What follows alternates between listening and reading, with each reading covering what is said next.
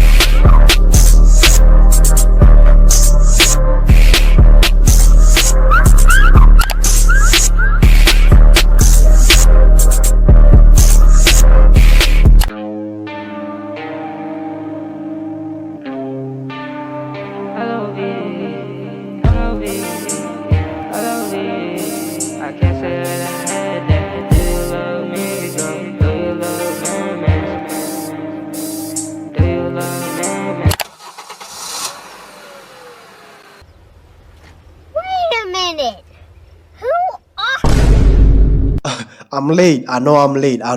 And we not gonna talk about it. We're not gonna talk about this either. Hey, hi. Welcome to my video. I so boom. In a scene drowning in mainstream trends, Mad Max dares to go nuclear. That shit sounded corny as fuck.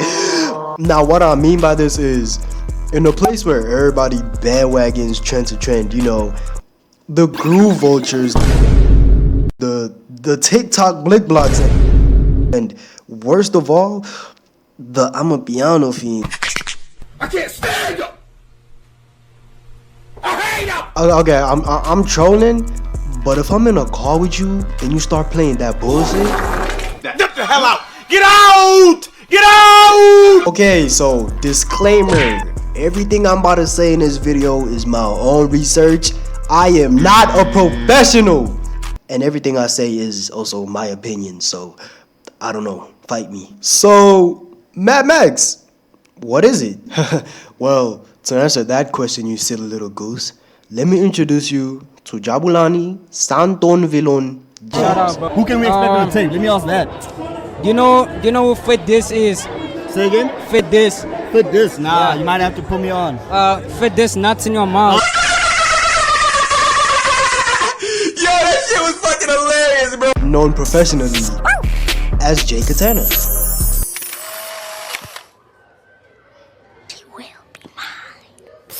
Man, look at this light-skinned boy. Isn't this a face you can trust to drop an album on time and not lie to his entire audience? Like, come on, just look at him. He would never do that. When are we getting some new music from you, bro? In 2 weeks, bro. 2 weeks? Are you sure, bro?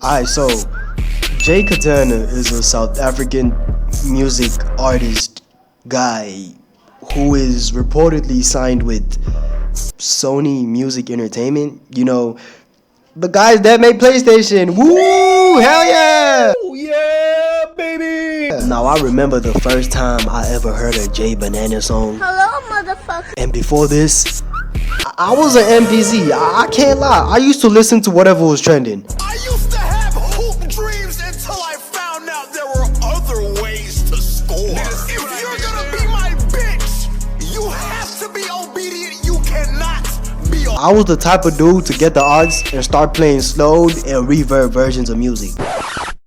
Yeah, it was that bad, bro. But by the grace of the universe, my son Wick put me on. Wick, if you watching this, what's up? And within the first 15 seconds of half and half, my life was changed. I was an NPC no longer. Slow down and reverb. Get the fuck out. Bass boosted. Get the fuck out. Anime waifu profile pic? 釘崎野原喜べ男子こう言ってんよ Shit, I ain't gonna lie, you can stay. I'm a piano playlist.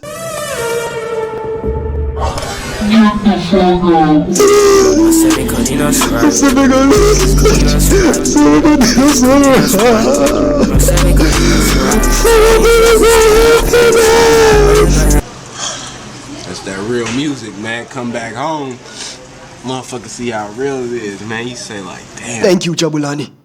Thank you. Alright, so look, now that we're familiar with who the vendor man is, let's talk about where he fits in the SA Underground. Jay Katana is number one. That's all there is to it. Actually, Kill Brady's number one. Yeah, guys, let's not forget about Bill Nosebleed. Oh yeah, Parker VS is my goat. I hate girls that talk too much. Okay. I don't fuck with bitches that do talking. Now, it's not Glaze if it's true, right? So please, don't fry me for what I'm about to say. But Mad Max is more than just an album. It's a statement.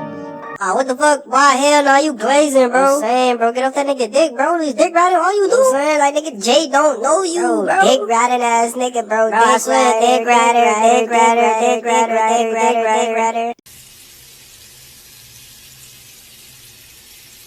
Alright, now with all that out the way, let's talk about the tape.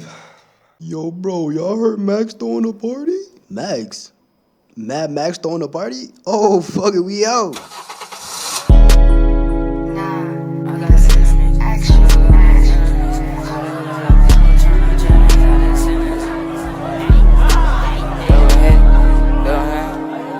Oh my god, yo, we lit. Yo, Max, watch out. That was hating, that was faking. The plot changed, it still changing.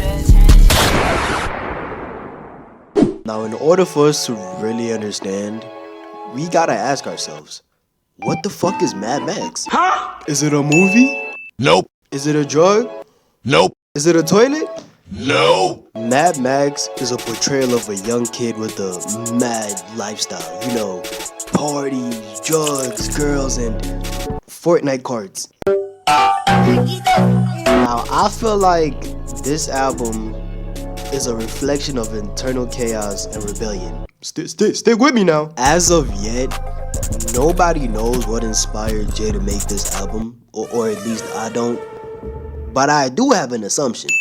In his interview with Hype Magazine, as I stated earlier, Mad Max reflects his identity as a young rock star living a mad lifestyle. He also shares that the album is a window into his mind when he's not making music. Wait, so does that mean when he's not making music, he walks around his house with his cock out? Oh, brother, whoa, now. You got too much dip on your chip. you get it, cause It's my house, I'ma walk with my cock out. the title itself, Mad Max, symbolizes the energy and rebellious spirit he has throughout the tape.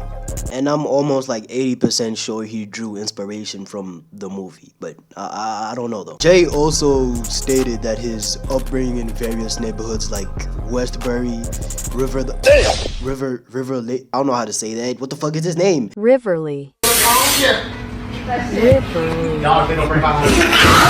And Florida, but not that Florida.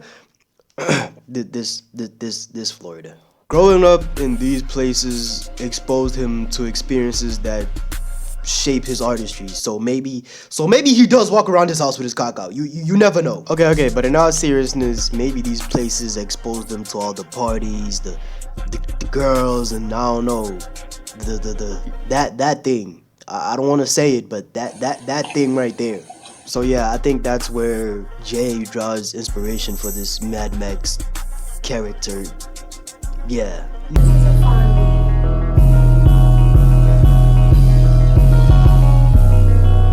Now, The sound and production of this album. Where do I start? Where do I even begin? Okay, now first of all, you know, we got like the obvious inspirations for like most of this underground sound, like Cardi, and you know, and the generic underground sound we're familiar with. There is, you know, the samples and the 808s. Can you tell I don't know anything about production? Now, the album was executive produced by who the fuck?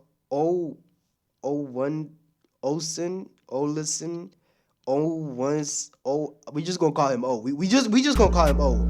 And Brother Cooper. What happened to the party? Are you gonna be at the party? You just gotta love Cooper, man. Now this isn't a video about him, but you know, he gonna get his 5 seconds of fame. Flashing lights when I pull up. Everybody tryna take a picture. You gonna be at the party? Now this nigga Jay damn near rounded up the fucking South African rap underground producers, cause he had London Thrasher on that bitch. I think him and Ariati did 619. Rave 2 Sick was on that shit.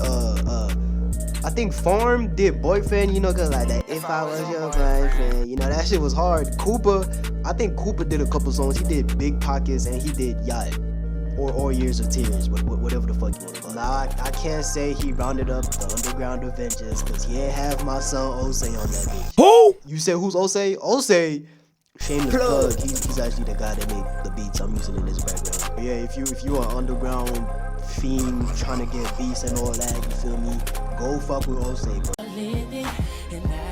Now, a song that really stands out for me is Mad Max with 2 X's. This shit hard as fuck, bro. Yes, Jay didn't miss not one time, but I swear he must have put crack in this shit, cause I can't get over.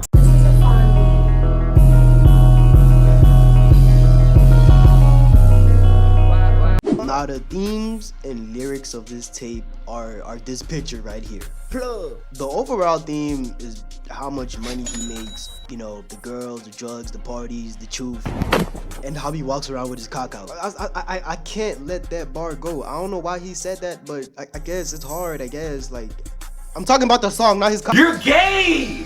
He's gay! Basically, what I'm trying to say is, throughout the tape, he's a drugged out dude raging around Santon. So let's analyze what we have so far. So we're gonna split this into the early, the middle, and the end. So the early tracks of the tape portray Jay as this anti-hero who goes by Mad Max, you know, who goes on GTA rampages to the luxury side of South Africa.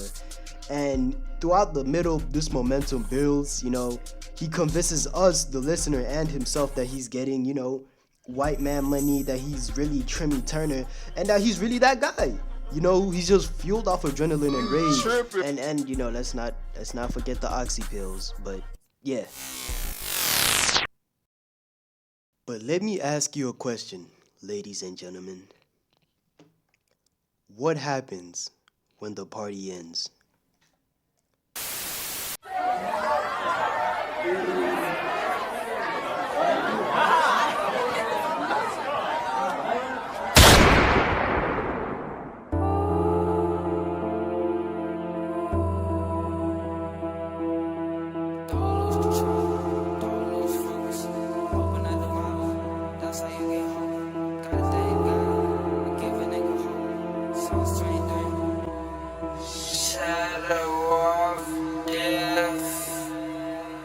Psalm 93, which is the outro of, you know, the tape.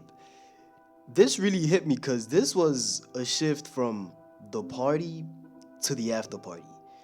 Now, what I mean by this is Mad Max is not only a character, but I believe Mad Max Part 1 at least is a story of how Max goes through a party and does all this crazy shit driven by ego and adrenaline and you know, the oxy pills, until the party's over and he has to go home and be alone. And when he's alone, that's where he reflects on his actions. You know, that the violence that I think took his uncle, that violence doesn't impress him anymore. And him talking about his uncle shows that Mad Max is finally facing reality.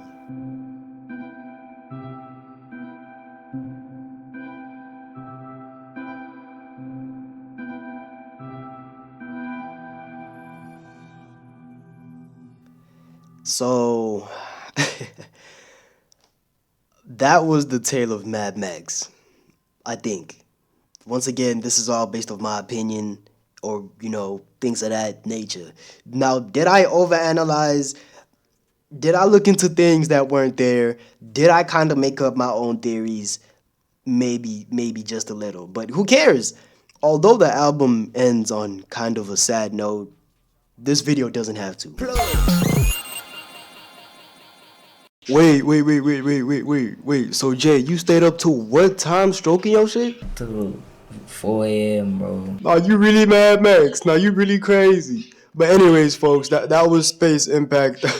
That was Jay Katana. He came here to talk about Mad Max, and we're getting Mad Max Part 2, right, Jay?